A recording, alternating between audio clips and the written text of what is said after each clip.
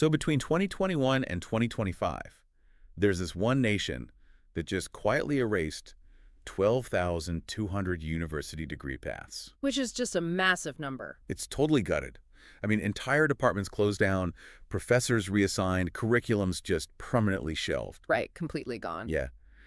And in that exact same 4-year window, they turned around and introduced 10,200 completely new ones. Which is arguably the largest and fastest restructuring of higher education in modern history, really. Exactly. So today we are looking at exactly why an education system would basically halt production, gut the factory, and rebuild the entire assembly line overnight. And it is entirely a reaction to these massive technological forces that are just tearing through the global labor market right now. Welcome, everyone. You are tuning in to a very special installment today. This is part of Digi-Tech Debates, a segment of Project Plain Talk. So glad to have you with us. Yeah, and for you joining us, get ready, because we are looking at something that is fundamentally restructuring the world as we know it. We're basing our deep dive today on this really fascinating report. It's titled The Great Reshuffle: Understanding 2026 University Program Changes. It's a great read. It really is. And the mission here today is to explore how entire nations are completely dismantling what it actually means to be, educated in the age of AI. Yeah, artificial intelligence is changing all the math. It is. And before we get into the weeds of this, I do want to just frame our approach for a second. Yeah. We're looking at state-directed policy from nations with very different political and economic frameworks. Right. So just to be clear, regardless of how you view the political systems driving these changes, we aren't endorsing them, but the economic math they are doing is something every student, worker, and university globally is going to have to face. That is the crucial context here, because the pressures really are universal. We're used to thinking of higher education as this very slow, deliberate, almost glacial institution, right? Oh yeah, curriculums usually take decades to evolve. Exactly. I mean, a committee proposes a class, then another committee reviews it. The funding gets debated endlessly. It's a nightmare. Right. But what the data in this 2026 report shows is a system, specifically in China here, but echoing globally, that is operating at breakneck speed. Okay, let's unpack this, because we really can't understand what was cut without understanding why a state decided to intervene so drastically in the first place. Yeah, you have to look at the motivation. Right. We mentioned that 12,200 programs were erased. Why did they do it? Well, what's fascinating here is the underlying philosophy of the university itself. In this specific policy context, universities are no longer being viewed as neutral spaces of intellectual inquiry. Like the old romanticized model. Exactly. The idea of students just wandering through a beautiful campus, exploring ideas for the sake of broad knowledge, that is completely secondary now. It's a luxury they can't afford. Right. Instead, the university is being treated explicitly as a supply chain for technical labor. A supply chain. Yeah. The state has identified these specific industrial needs, and the education system is basically the factory. It's expected to churn out the exact human capital required to meet those needs. It's like, imagine a factory realizes its current product line is just entirely obsolete. Right. You wouldn't just keep making the bad products. You'd halt production overnight to retool for a completely different market. Exactly. But you don't just scrap 12,000 programs because of a slight dip in market efficiency. There has to be a bigger catalyst. Yeah, a pivot this violent needs a huge driver. And you do it because of a massive systemic job crisis colliding directly with a technology race. The numbers in the report are wild. They are stark. I mean, China produces more than 12 million university graduates every single year. 12 million. Yeah. But despite those incredibly high education levels, youth unemployment has run above 16%. So you have a situation where millions of young people hold these degrees that might be intellectually respectable degrees that took 4 years of intense study to earn, but they simply no longer map onto available work. The disconnect is so severe. And the report even mentions the state actually announced plans to retrain 1 million jobless college graduates as technicians. Which is just a staggering statistic. I want you listening to really think about the societal pressure of that. 1 million university graduates being sent back to effectively learn vocational skills because their 4-year degrees didn't lead to a job. It's a massive acknowledgement of sunk cost. Right. And that crisis leads directly to the second force we mentioned, which is the global technology race. Beijing isn't just cutting blindly here. They're being very surgical. Yes, they're aggressively targeting what they designate as future industries. So we are talking about AI, quantum computing, semiconductors. Advanced manufacturing, robotics, all of that. Exactly. They view these sectors as the absolute determinants of national competitiveness for this next generation. So if you view your nation as competing in this high-stakes race for AI supremacy, you just can't afford to have millions of your brightest young minds studying fields that don't advance that specific goal. Right. The supply chain has to pivot instantly. I gotta admit, I initially assumed these cuts were just administrative, like just trimming the dead weight, you know? Like getting rid of hyper niche electives. Yeah, getting rid of that one class where only 3 people sign up every semester. But looking at the data, that is not what happened at all. No, they are gutting the foundational pillars of the traditional university. Are these cuts just the trimming of unpopular things, or is it deeper? It's much deeper. The cuts heavily target the arts, the humanities, foreign languages, general management. The core stuff. Exactly. From a strict policy perspective, these fields are now regarded as hopelessly oversaturated relative to actual labor demand. But the real reason that demand vanished is AI, isn't it? Yes. The underlying capability shift is that generative AI is now doing the groundwork that entry-level graduates in these fields used to do. The source gives some incredibly specific evidence of this. Take the Communication University of China. Yeah, that's a great example. They cut 16 majors Yeah. in one single sweep. And we aren't talking about obscure subjects here. They cut photography, comics, fashion design, and single language translation. And translation is a perfect example of this mechanism at work. Think about it. In the past, a 4-year degree in a single foreign language was highly valuable. Oh, absolutely. You spent years mastering the syntax, the vocabulary, all of it. Right. But the leadership at that university stated flatly that dedicating 4 years to translating a single language just no longer justifies the resources it consumes. Because of generative AI. Exactly. Because AI handles the structural, syntactical groundwork of translation instantly and almost flawlessly now. Right. So the human is no longer needed to do the brute force translation from scratch. I mean, But if you still need a human in the loop, you need an editor. You need someone with deep domain expertise to check for, like extreme cultural nuance or technical accuracy.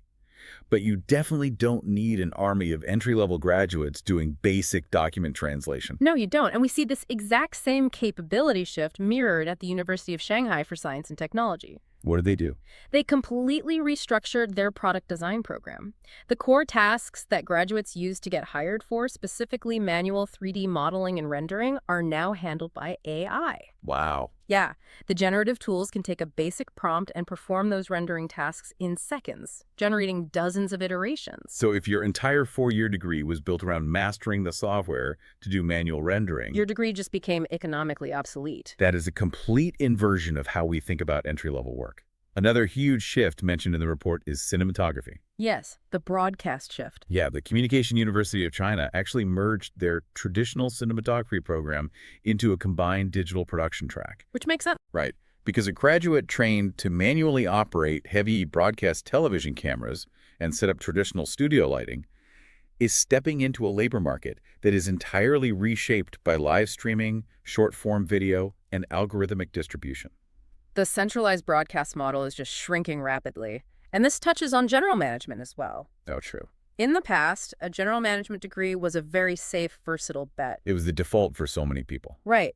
But now, the market for undifferentiated management is saturated, and the day-to-day administrative tasks are heavily automated. So those programs are shrinking. They're being replaced by highly specific, digitally mediated fields, right? Exactly. Things like digital public governance, digital finance, or digital trade.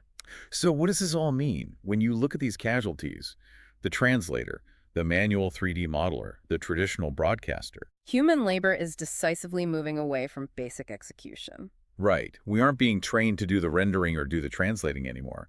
The shift is moving from human execution to AI-directed specification. That is the core insight right there. The human is no longer the processor. The human is now the manager of the processor. You need to know what to ask the AI. Yes. How to structure the parameters, how to evaluate the output, rather than just creating the input from scratch yourself. Which means we need to look at what is actively being built to train these managers of the processor. Yeah, what's replacing the old degrees? Because if the old jobs are dead, what does an AI-proof degree actually look like in this 2026 catalog? It's very different. Looking at the over 30 new undergraduate programs added in April 2026, the hyper-specificity is what caught me completely off guard. The additions are fascinating because they're essentially attempts to aggressively upgrade traditional industries by injecting them with tech, Yeah, they added a degree in low-altitude economy and management. which is amazing. I mean, that is essentially a 4-year degree in the drone economy, Yeah. managing drone logistics, regulations, airspace. Exactly. They also added smart fisheries, smart landscape architecture, and forest firefighting. Forest firefighting is a university major. Yes, but it heavily involves environmental sensor networks and predictive AI modeling now. It's highly technical. And one that really stood out to me from the list, art therapy. Oh, that's a great one to highlight. At first glance, that sounds like a traditional humanities or arts degree, like something that would get cut. Right, you'd think it would be on the chopping block. But if you think about the mechanism of AI, it makes perfect sense why this is one of the new protected fields.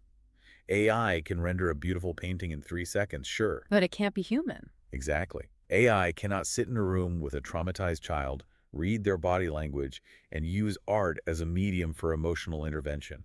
It cannot provide human-to-human empathy. That's a brilliant distinction. Physical, empathetic human intervention is incredibly difficult to automate, which makes it highly AI resistant. It really highlights that survival in this new economy means either moving entirely above the AI to manage it, or moving into deeply human, physical spaces that AI just cannot reach. This raises an important question, though, about the sheer mechanics of higher education. Oh, the bureaucracy of it all. Yeah. How does a massive, traditionally sluggish educational bureaucracy approve these incredibly futuristic, highly specialized courses so quickly? Right. If I want to start a new major at a typical university, I'm stuck in committee meetings for 3 years just arguing over the syllabus. How did they roll out dozens of new majors instantly? Well, they bypassed the bureaucracy entirely using what the ministry calls a strategically urgent fast-track mechanism. Skip the line entirely. Basically, yeah. The report highlights this as arguably the single most telling data point in the entire reform. 9 universities, including major heavyweights like the Harbin Institute of Technology and Beihang University, were authorized to just skip the normal multi-year approval cycle. Wow. And they did this to instantly create majors in a completely new field called embodied intelligence. Here's where it gets really interesting, because embodied intelligence is the absolute bleeding edge of this tech race. It really is. For you listening, if you aren't familiar with that term, think of it this way. Up until now, our experience with AI has mostly been a brain in a jar. That's a good way to put it. It's ChatGPT on a screen, Yeah. It's software living in a server somewhere. It can write a poem, but it can't make you a cup of coffee. Embodied intelligence is taking that brain out of the jar and giving it a nervous system and physical body. It sits exactly at the intersection of AI, advanced robotics, and sensor systems. So it's not just software engineering anymore. No, the curriculum for this isn't just coding. Students are studying physical digital interfaces, spatial reasoning algorithms, kinetic movement. Teaching machines to move? It's about teaching machines and the engineers who build them how to perceive, reason, and take physical action in the messy three-dimensional world. And by fast-tracking it, the state is demonstrating that they are treating curriculum design entirely as industrial policy. The state decides, we need to dominate humanoid robotics and smart manufacturing in the 2030s. And the university system instantly creates a supply chain to manufacture the engineers who will build that reality. It is a pure command economy approach to education. But, while that top-down speed is definitely unique to China, the underlying pressure is completely universal. Oh, absolutely. AI does not care about borders. It is eating entry-level work everywhere. Add to that a global climate crisis demanding totally new skill sets in energy grids and environmental management, and you have a global crisis. Millions of graduates everywhere holding degrees that no longer open doors. Exactly. So how are other nations responding to this exact same threat? That's where the report pivots to India, and the contrast is genuinely fascinating. It's completely different philosophy. They are facing the exact same demographic pressure, millions of young graduates entering a highly uncertain AI landscape. But their approach is the polar opposite of a top-down purge. Right. India's approach is centered on systemic flexibility. The source details India's national education policy, or NEP 2020. Instead of trying to guess exactly which specific tech jobs will exist in 5 years and forcing everyone into them. Exactly. The NEP 2020 is a curriculum architecture built to bend rather than break. And the mechanism they use to achieve that flexibility is heavily focused on credit portability and multiple entry and exit points. Which is so smart. Think of it like a diversified financial portfolio, but for your education. Okay, I like that analogy. If you are 2 years into a computer science degree, and suddenly a new AI model completely automates the specific coding language you are mastering, you are incredibly vulnerable in a traditional rigid system. You basically have to start over. Right. But with credit portability, you don't lose those 2 years. You can take those credits, pivot, and instantly shift into an adjacent, more viable track. Like AI systems management or bioinformatics. Yeah, without having to start entirely over. It radically lowers the risk for the student. And the NEP 2020 is also highly multidisciplinary. They are actively blending traditional and modern learning. Like with the India knowledge systems. Yes, through initiatives like the IKS, they are folding traditional cultural knowledge, regional languages, and holistic sciences together with modern competency-based education. So they aren't just tossing out the humanities. No, they're explicitly refusing to force a harsh choice between the humanities and the sciences. They believe that cognitive flexibility is the best defense against automation. I see the appeal of that. I really do. And intellectually, it feels much safer to protect the breadth of the knowledge base. But I have to look at the logistics here. Ah, the implementation. Yeah, and the report itself flags this vulnerability. A flexible bend-don't-break framework is beautiful on paper, but how does it actually function on the ground? It's a massive challenge. When you have a massive, heavily decentralized university system across a country as large as India, getting every local institution to seamlessly adopt credit portability, standardize those credits, and truly integrate multidisciplinary learning. Yeah. I mean, it's a monumental logistical nightmare. That is the crucial trade-off. You're trading the brute force speed of a centralized system for the localized resilience of a decentralized one. Hoping the system naturally adapts. Exactly. India is betting that by embedding entrepreneurship cells into nearly every university to spur job creation from within, and by keeping students adaptable, the workforce will naturally find its footing. But the reality is, if the implementation lags, you just end up with millions of students holding a disjointed collection of credits in an economy that still demands specific hard skills. It's a massive gamble. It really is. And if we connect this to the bigger picture, it's illuminating to look at how Western nations within the OECD are navigating this exact same pressure. What are they doing? Well, across the OECD, we are actually seeing a trend very similar to China. Humanities, arts, languages, and pure sciences are being cut, while funding is aggressively funneled into STEM, healthcare, and digital technologies. Wow, so the outcome is similar. Yes, but the mechanisms driving these cuts in the West are entirely different. Right. In the U.S., for example, a university usually cuts a program simply because the school is running out of money. It's a budget issue. It's largely a decentralized, market-driven culling. If students stop enrolling in an English literature program because they are terrified of AI-driven unemployment, that department stops generating tuition revenue. And then what happens? Eventually, the university administrators look at the spreadsheet and shut it down to keep the lights on in the engineering department. Exactly. It's a slow death by market forces. But in the UK and across parts of Europe, the report notes that course cuts are heavily shaped by state-directed funding reforms and national productivity mandates. Oh, interesting. So it's more top-down over there. Yeah, governments there are actively shifting public subsidies away from traditional humanities. Because unlike the U.S., those systems operate with heavily controlled public funding models. Precisely. Ministries can prioritize what they deem strategically vital to the national economy. Like what?